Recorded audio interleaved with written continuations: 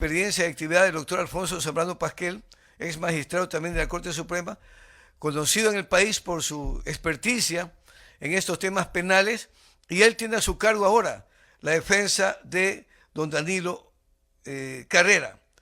El viernes 6 de diciembre, recordamos, doctor Alfonso Zambrano, buenos días, se negó el habeas corpus que interpusieron ustedes para pedir que precisamente se desista de las medidas cautelares que se ha incoado en contra de su defendido Danilo Carrera. Explíquenos cuál era la presentación del habeas corpus, el contenido y por qué razón cree usted se han violentado los derechos de su defendido al no haberse aceptado el habeas corpus. Adelante, buenos días.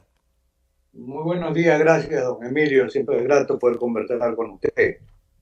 Bueno, el proceso penal contra don Danilo Carrera, a quien yo represento como abogado defensor de la audiencia preparatoria de juicio, sin duda ha sido la crónica de una persecución anunciada. Él es víctima de un secuestro institucional en el que ha habido una gran presión mediática, y ya voy a decir brevemente por qué, una gran presión política y una gran presión judicial liderada por la Fiscalía General del Estado, que lo exhibe a don Danilo Carrera como una suerte de trofeo en esa siempre auspiciada lucha contra la corrupción, que no es que es malo que se combata la corrupción, pero es perverso y negativo cuando se utilizan a personas como don Danilo Carrera, con su prestigio, y a quien se lo ha perseguido sin duda por su condición de cuñado del expresidente Guillermo Lasso Mendoza. Algún criminólogo inglés, Chapman, hablaba de la teoría del chivo expiatorio. El profesor Raúl Zaffaroni y Alfonso Zambrano participamos también de la apreciación que en casos como este hay un proceso no solo de victimización, sino en esta criminalización secundaria también. Se termina pasando la factura a personas que se vuelven vulnerables por su fama o prestigio y además por el hecho, en este caso en particular, de ser cuñado del presidente Guillermo Lasso. Pero en el tema del habeas corpus, a ver, don Danilo está sometido a, se le llama arresto domiciliario, es prisión domiciliaria porque él no puede libremente transportarse de un lugar a otro, está secuestrado en su domicilio. El habeas corpus que se presentó, un habeas corpus correctivo, que fue bien presentado, porque yo comparecí en calidad de amicus curiae, es decir, como amigo del juez, porque el amicus curiae fue presentado por una tercera persona, cualquiera lo puede presentar, porque es una garantía constitucional que tiende a hacer respetar. En este caso, la prisión domiciliaria de don Danilo Carrera es y sigue siendo ilegal, arbitraria e injusta. Y lo digo de manera muy concreta. ¿Por qué? Don Danilo Carrera tiene primero 85 años. En segundo lugar, es una persona que sufre una afectación cardíaca severa. Le implantan incluso un marcapasos. Él no estaba enfermo antes de este secuestro institucional.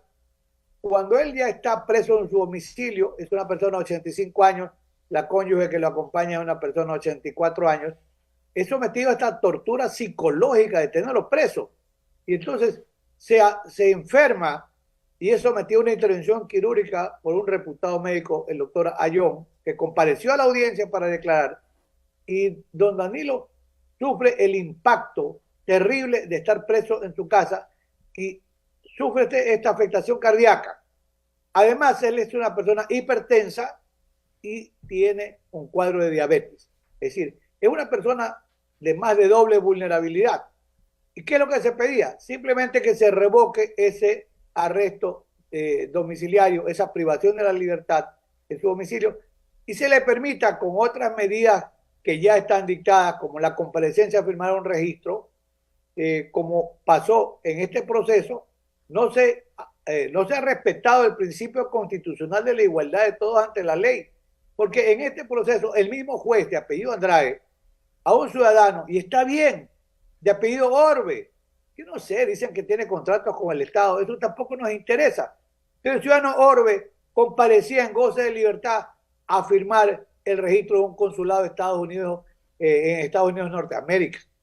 Y otro ciudadano, que él sí va a ir a audiencia de juicio, porque él ha sido llamado igual que don Danilo, un ciudadano apellido Icaza Morla, a él también se le permite que vaya a firmar un registro. Y a don Danilo, ¿por qué no? ¿Por qué no? Reclamamos el principio constitucional de la igualdad de todos ante la ley. Y finalmente, ¿qué hace la Corte? Compareció el doctor Ayón, el cardiólogo, compareció la psicóloga para explicar la afectación real, emocional que sufre estando preso en su casa, que no es necesario. ¿Por qué? Porque don Danilo, ¿a dónde se va a fugar? Es que resultaría una torpeza que alguien hable de riesgo de fuga. ¿A dónde se va a fugar a los 85 años con esposa de 84?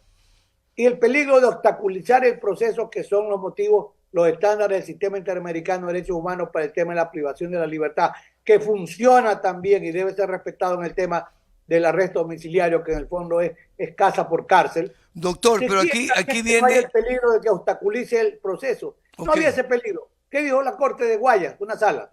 Ah, no, que ellos no son jueces para revisar medidas, que se dijo, señor, no es peor que revise, sino que revoque. Ah, vayan allá al juez del proceso, que ya el proceso, la parte de juicio empieza este 23 de septiembre, después de 2 semanas, y a él reclámenle.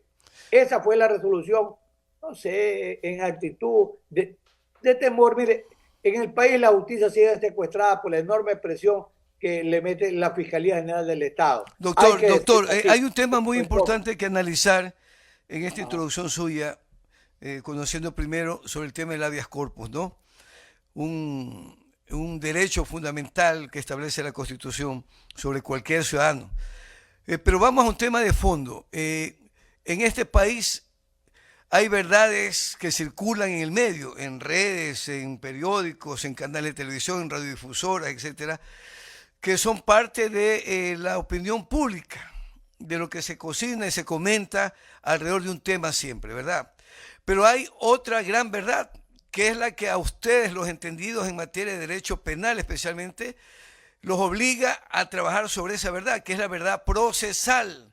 Una cosa es lo que se comenta. Por eso en estos micrófonos, Hablemos Claro, siempre decimos que no somos ni jueces ni fiscales.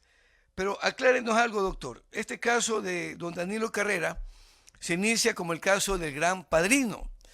Luego se lo conoció como el caso Encuentro, que se lo hizo peyorativo el gobierno de Lazo, haciendo alusión a su propaganda gubernamental política, y esa frase la incluyó la Fiscalía General, que dice que si hay los insumos suficientes para haber responsabilizado a don Danilo Carrera de supuestamente dirigir un grupo de delincuencia organizada que buscaba obtener réditos económicos indebidos, valiéndose de su posición cercana con la política para interferir en instituciones públicas como CNEL, EP, Banecuador y Servicio Nacional de Aduanas. Así empezó el Gran Padrino, que luego se convirtió en el caso Encuentro. En esa ruta, ¿cuál es la verdad procesal, que es la que lleva a descubrir realmente los verdaderos indicios de responsabilidad, doctor? Adelante. Gracias. Mire, una es la verdad histórica, lo que se dice que ocurrió, ¿verdad? Y otra es la verdad procesal.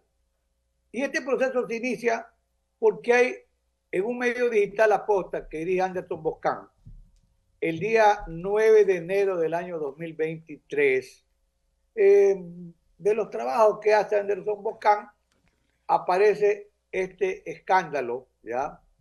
Y el origen del escándalo, la Fiscalía lo toma y allí se afirman lo que usted acaba de mencionar, y está bien su relato, don Emilio, como supuesta verdad histórica, que don Danilo Carrera Druet habría liderado una organización criminal, o sea, la delincuencia organizada supone una estructura de poder donde hay una cadena de mandos, hay un reparto de roles, y en teoría don Danilo habría sido uno de los jefes de la organización criminal, junto con Rubén Cherre, ya fallecido, y persona que tenía una relación de amistad con don Danilo por la relación del tenis, y no tenía negocio, ni era una persona que con él frecuentara, estuviera siempre en actividad, que no sea la deportiva y con esas distancias de vida. Y otro, el ciudadano Luque Lecaro. Luque Lecaro había trabajado en el Banco de Guayaquil hace años, donde don Danilo Carrera ha sido uno de los principales accionistas, incluso presidente ejecutivo durante mucho tiempo. Y allí trabajó Hernán Luque. Pero como está en el proceso, Hernán Luque fue nombrado por el presidente de la República, que sí lo conocía y que le merecía confianza. Entonces, arranca esto. Además, mire, aquí hay un sargento de la policía, dice que él encontró esta noticia criminis en el informativo noticioso y en el medio digital de Anderson Boscan. Con esos elementos arranca el proceso. Pero mire usted que en un momento dado se trató incluso de mezclar el caso que luego se lo bautiza Encuentro. Encuentro, sí, como usted dice bien, como Danilo Carrera sigue siendo el cuñado del presidente de la República, Guillermo Lazo. Danilo Carrera es una persona que nunca tuvo ningún cargo público ni estuvo cerca del poder como para influenciar, porque en un momento dado se dice, bueno, él conseguía nombramientos, recomendaba. No, no. Como decía Edmundo Durán Díaz, este ha sido un gran fiscal que honró la fiscalía de este país. Lo que no está aprobado en el proceso no existe, eso es especular. Pero así se armó el proceso. Y entonces, ¿qué pasa durante la investigación? Porque eso es interesante. Don Anderson Boscan habla de fuente humana. Nunca entregó el respaldo de lo que dijo ese día y en los días siguientes en su medio digital. Doctor, eso significa, como usted ha pedido, que se saque del tema a Boscan, que no se sujete a la supuesta investigación, porque Boscan se convirtió en un elemento fundamental sobre el que se basó la fiscal Diana Salazar, que dijo que eran pruebas y elementos de convicción que permitían precisamente establecer responsabilidades sobre don Danilo Carrera. ¿Qué dice Primicias en eso, José? Primicias indica que el abogado defensor Alfonso Zambrano Pasquel adelantó que pedirá que no se considere en el proceso penal todo lo relacionado con las publicaciones hechas por la plataforma digital La Posta, pues no se puede verificar su veracidad. Volvemos entonces al tema del linchamiento mediático, doctor. Sin duda. Yo admiro, respeto el derecho a la libertad de información, de opinión y de expresión. Pero otra cuestión es el libertinaje informativo, que es lo que en el fondo ocurrió. Y además, días antes de la audiencia preparatoria de juicio, cuando ya don Danilo había conversado conmigo y me pidió que yo lo represente hace pocos meses, para aquel momento Anderson Boscan aparece y dice públicamente: la fiscalía no investigó nada. La fiscalía actuó a base de lo que yo dije en mi informativo. Pero eso la fiscalía tenía que corroborarlo, contrastarlo, verificarlo, probarlo, etcétera.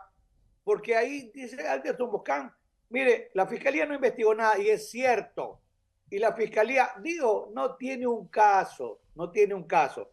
¿Por qué? Le digo aquí brevemente, él cita fuente humana. Hay una fuente humana, un señor de apellido Cortázar Arcos. Hay otra fuente humana, a quien lo identifica como el chef, otro momento le dice el turco, que entiendo que es un señor de apellido, el nombre es Isaías Masud, ¿ya? Ambas personas declararon en el proceso. Y Cortázar dice, yo jamás le he dicho a Boscan lo que él dice. Y dice Cortázar, ojo, en enero empieza el del 2023. Ya en abril, Cortázar declara en junio y él dice esto. A ver, yo nunca le he dicho a Boscan que Danilo Carrera dirige una organización criminal. Lo conozco, sí, es una persona públicamente conocida. No tengo amistad porque estoy una persona joven de unos 45 años, asumo Cortázar. Ahora está con orden de prisión, está en Panamá. Dice, yo jamás le he dicho eso a Boscan, que me presente una grabación, un cotejo de voz.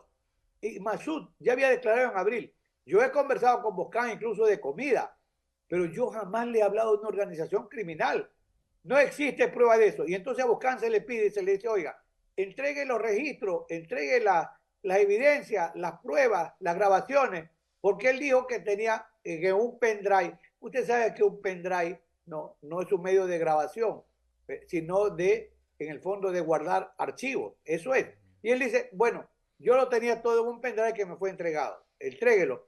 Bueno, yo tengo que proteger la fuente para que mi fuente no sea afectada. y finalmente le dicen, oiga, pero bueno, entregue para nosotros poder verificar. No puedo porque yo para proteger a mi fuente destruí el pendrive, lo destruí. Con eso ya era suficiente. No, las dos personas, la fuente humana, dicen que es mentira. No tenía Boscan el soporte. Y entonces, no obstante eso, pero hay algo más, tal vez más grave, porque esto es importantísimo. En mayo de este año 2024, ¿ya? ¿Qué pasa? Que la Fiscalía General del Estado presenta un documento al juez y la fiscal, la doctora Yucha, que ella actúa por instrucciones de la fiscal general sin duda alguna, dice que dentro de una estructura criminal que supone que hay división de trabajo, ella encuentra que no tiene mérito para poder continuar con acusación en contra del ciudadano Orbe, que él además tenía el beneficio de ir a firmar un registro en un consulado en Estados Unidos, en contra de un ciudadano apellido León y en contra de un ciudadano Bueno. Porque dice, mire, de toda la investigación yo no encuentro aquí que haya mérito. Señor juez, yo no los voy a acusar, y le pide al juez que les dicte sobreseimiento. Y el juez le dictó sobreseimiento en mayo de este año. Por eso cuando yo voy a la audiencia de juicio, yo le digo, pero ¿cómo puede haber delincuencia organizada? Cuando ya 3 personas de la supuesta organización, la propia fiscalía ha conseguido que se los absuelva anticipadamente. Pero a pesar de eso, la presión, en este momento yo diría que la presión de fondo sin duda es la presión de la Fiscalía General del Estado, que hay algo importante, aparece en estos días, no lo ha desmentido, y ojalá que salga a hacerlo, donde hay unas versiones que dice el ciudadano Aliaga. Yo no lo conozco ni me interesa la persona Aliaga. Tampoco hay personas de mi simpatía, pero él dice en esos chats que él, ojo, mire, cuando es asesinado Villavicencio, es que hay que ver la credibilidad. 9 de agosto del año 2023. Y en el 29 de septiembre, un mes después, ¿ya? Ahí hay un chat donde, según Aliaga, la Fiscalía General del Estado le dice, voy contra Danilo Carrera. A él lo voy a perseguir. Y esto incluso lo sabe el presidente Lazo. Bueno, eso ha sido corroborado con lo que yo acabo de mencionar. No hay sustento. A nosotros no nos asusta la audiencia de juicio, al contrario. Vamos a ir, don Danilo va a estar presente, y lo que él quería era simplemente que le revoquen esa perversa prisión domiciliaria. Doctor. No hay temor en absoluto a nada. Doctor, para finalizar, lamentablemente el tiempo nos corre siempre. En estos momentos en que este caso es un caso emblemático, recuerde que después de estas denuncias del Gran Padrino, el caso Encuentro, advino ya en la Asamblea Nacional el caso de la muerte cruzada y dejó de ser presidente de la República don Guillermo Lasso, ¿verdad? El caso quedó ahí en manos de la Fiscalía. Boscan dijo que él prefería irse al país porque también lo habían amenazado de muerte a él, después de las investigaciones, y que él no era el sospechoso, sino otros. Y hablaba y detallaba más elementos que a la fiscal la convencieron de que eran elementos, como dice en su escrito, de convicción. Y de acuerdo a lo que establece el Código Orgánico Integral Penal, que esto se sanciona con 5 años de prisión cuando hay pruebas irrefutables de que hay cohecho, que hay participación, etcétera. Y el tema se agravó mucho más con el asesinato de Cherres, cuando se hablaba de las implicaciones con los albaneses, etcétera. Es decir, alrededor de este tema se quedó en el centro del ojo de la tormenta don Danilo Carrera. Para finalizar, como abogado defensor, ¿cómo lo sitúa la verdad procesal que nos interesa a los comunicadores serios, doctor, este asunto de Danilo Carrera? Bueno, la Fiscalía no tiene nada, no hay ninguna prueba. Se especuló porque el tema de la mafia albanesa, yo no sé si tenía relación el ciudadano Cherres, a quien tampoco nunca conocí en vida, con un ciudadano Drisca, que dicen que es un capo de la mafia albanesa. Pero, y entonces fíjese usted en la perversidad, cómo se hilvana con una lógica equivocada. Danilo Carrera es amigo de Cherres. Y entonces, como Cherres tiene negocio con la mafia albanesa, seguramente Danilo Carrera sabía. Y se llegó a armar, ¿verdad?, de manera perversa, terriblemente, de un efecto negativo horroroso hasta en su salud emocional a don Danilo Carrera. Pero eso no existe, no está aprobado, no tiene la fiscalía, no hay un chat, no hay un registro de voz, no hay una comunicación en correo electrónico que haga creíble que don Danilo Carrera se reunía con alguien para organizar este proceso de delincuencia organizada. Mire, en este país, la justicia en casos como este aún no funciona. Y lamentablemente la manipulación mediática como que se dio un tanto. La manipulación política sí dio resultado, porque mire, había dos enemigos naturales del presidente Lazo, en la Revolución Ciudadana y el Partido Social Cristiano. ¿Por qué él no respetó un pacto de gobernabilidad? Él sabrá por qué no lo respetó. Pero la factura se la pasaron a don Danilo, pues. Ya se fue el presidente Lazo, muerte cruzada, él dejó el cargo, también se fue la asamblea, pero todavía se mantiene este proceso y don Danilo es exhibido como una suerte de trofeo en esta suerte de juego de tronos. Pero eso debe terminar. En este país ya es hora que la justicia empiece a funcionar sin presiones y de acuerdo con la verdad procesal. Ese es el punto, don Emilio. Muchísimas gracias al doctor Alfonso Zambrano Pasquel, abogado defensor de don Danilo Carrera en el caso que es de conocimiento público, inicialmente el Gran Padrino, luego el caso Encuentro. Hoy hablando de las verdades procesales, porque para mentir y comer pescado hay que tener mucho cuidado. Mucho se lucura alrededor de distintos temas ecuatorianos, pero la obligación de los periodistas profesionales es remitirnos a lo que está en el proceso. En los periódicos, radios, canales se puede escribir y decir cualquier comentario, pero es lo que cuenta en el despacho de un fiscal y un juez lo que aterriza en la sentencia, condena o absolución. Esas verdades procesales son las que debería conocerse y dárselas a conocer al país para evitar la manipulación política, sea de qué lado venga. José, creo que hemos con esto finalizado. Doctor, le queremos agradecer muchísimo su participación esta mañana por habernos acompañado. Muchísimas gracias, don Emilio. Un buen inicio de semana y muy productivo. Nuevamente, gracias. Gracias a usted igualmente, doctor.